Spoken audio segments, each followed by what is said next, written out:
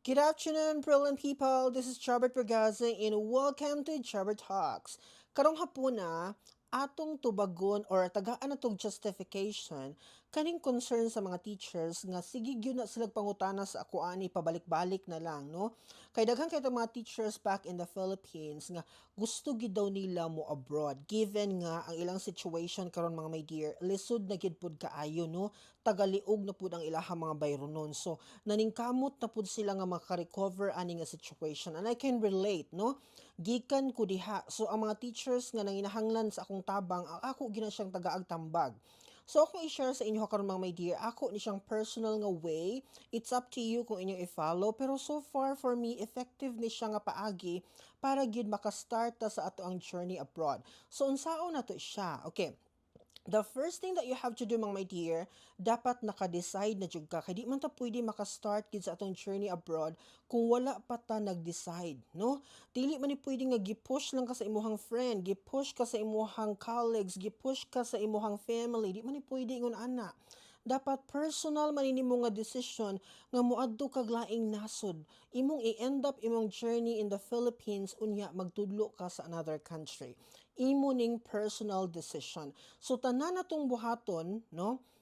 Nga mga steps before ta makalupad sa another country, dapat ato yung personal nga mga preferences sa kinabuhi, no?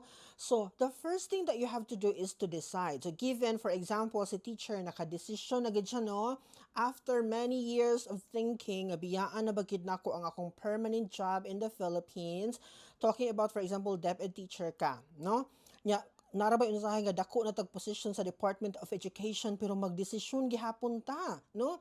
So finally, after many years of thinking, naka-decide na gyud si teacher nga moadto na gyud siya laing country para magtudlo.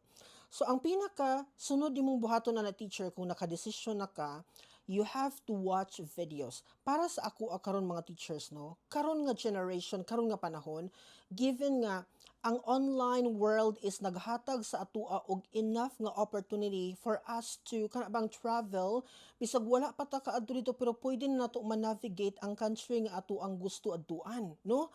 Kay daghan kaayo sa pagkakaron ang nag-create og mga videos depende kung aha sila na locate nga country in the world, teacher siya, iyahang gihimo og video, iyahang gisaysay sa inyo unsay naa na nga bansa. So you have to consider, no? So ang imong buhaton karon mga my dear, maglista ka og pulo ka country nga imuhang gusto adtuan, no?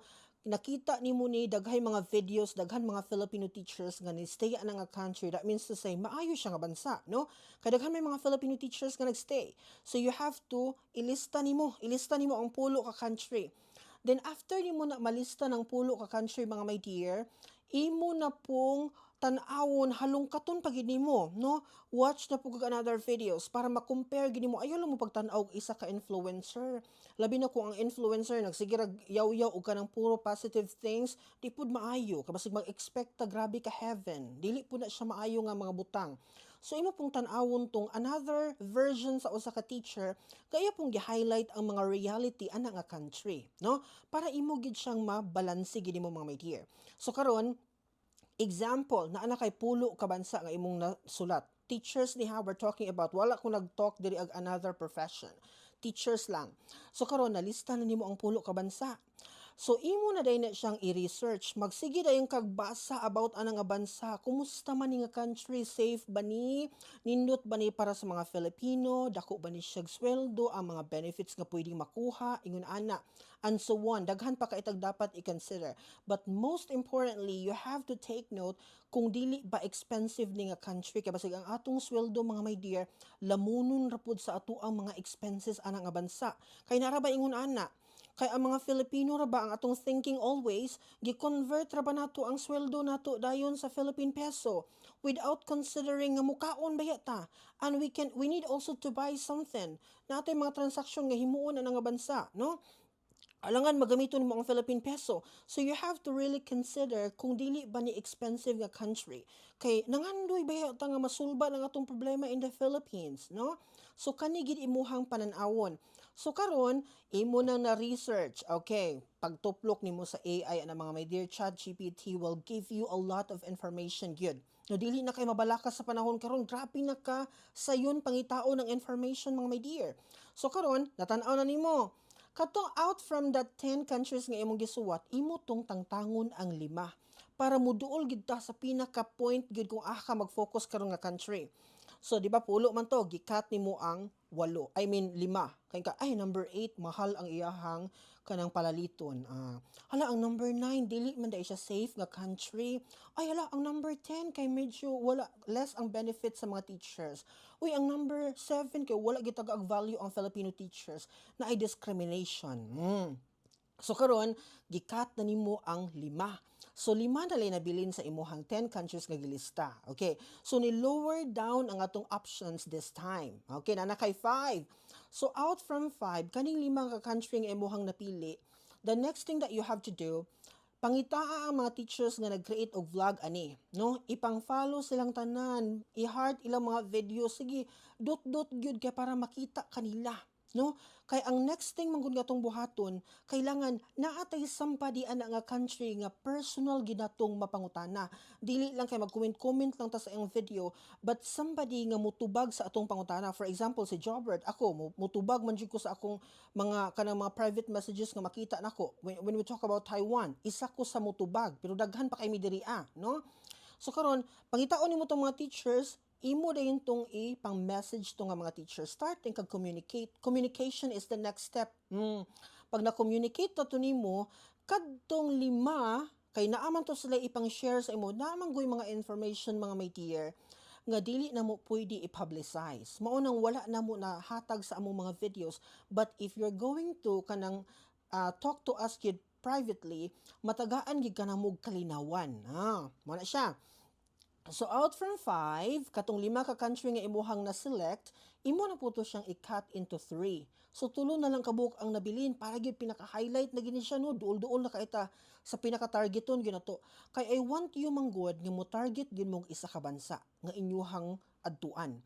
Again, dili ni siya preference ni Jobert, dili ni siya preference sa imong friend or anybody in your life, pero imo ning kagustuhan, kay lahi-lahi manggud ta. For example, usa ka kind of teacher, ikaw usa ka kind of teacher nga bahala gamay ang sweldo, pero nindot ang kinabuhi sa mga teachers, malipayon, mao man na imong pinaka-target nga happy ka all the time. Di man ka ikaw, man ka nag-need og dako nga money. So Thailand imuhang pinaka number 1. Ayun ana siya, no? Unya basig ikaw pod nga kind of teacher, gusto nimo ang mga tao kanang native gyud sa English language. So didto pug ka sa New Zealand for example or America. It's all up to you. Imuha man ang preference mga my dear, no? So karon imo na tong na-cut into 3. Tulo na lang kabuok. Padayon kang nakipag-communicate, padayon ka hangtod nga na-target nimo ang pinaka country nga gusto gid mo trabahoan. Okay, for example, ibutang lang to Taiwan na gyud. Ikaw ay mag-Taiwan na gyud ko. Kay na kailangan man gud natay isang mapili para ato siyang i-focus, ibuhos na to tanan dito atong energy. Kay kanang country for example Taiwan alone, pagkadaghag pwede applyan, no? Mingitag Thailand, for example, daghan po kayo pwede applyan. May New Zealand, daghay pathway para makasulod, no? Kay sa usa ka bansa manggod mga my dear, daghay paagi para maka-intervene ta ana, para makasulod ta, para maka-apply. Daghan kaayog possibilities mga my dear. So ibutang ta lang sa example ni Jobert, Taiwan imuhang pinaka napili. Final lagi niyo, Taiwan na gyud ko.